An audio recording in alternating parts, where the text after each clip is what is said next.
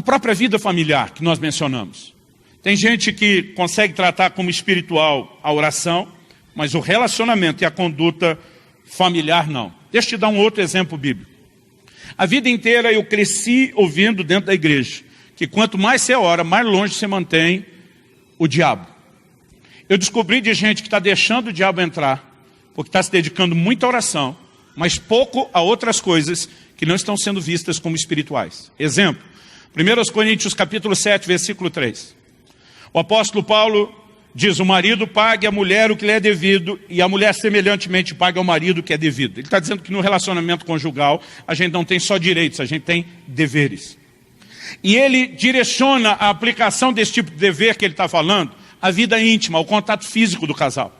Ele diz no versículo 4, o marido não tem poder sobre o seu corpo e sim a esposa. Semelhantemente, a esposa não tem poder sobre o seu corpo e sim o marido. Do que ele está falando? Do mesmo assunto que ele começou lá no versículo 1, intimidade do casal.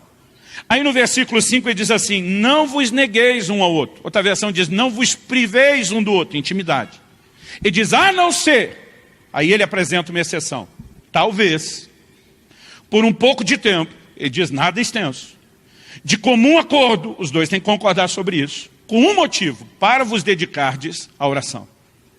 Aí diz, depois se juntem novamente, para que Satanás não vos tente, por causa da incontinência. A palavra incontinência é a falta de controle sobre o desejo. Sabe que ele está dizendo? Que casais que oram demais e comparecem de menos, estão abrindo uma porta para o diabo entrar.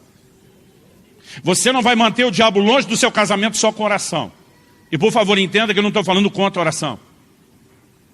Mas se nós entendemos que tudo que fazemos é espiritual, inclusive a vida íntima, razão pela qual você tem que lembrar de Hebreus 13:4, digno de honra entre todos, seja o matrimônio bem como leito sem mácula, porque Deus julgará adúlteros que quebram o matrimônio, se envolve com gente de fora, mas Deus julgará também os impuros.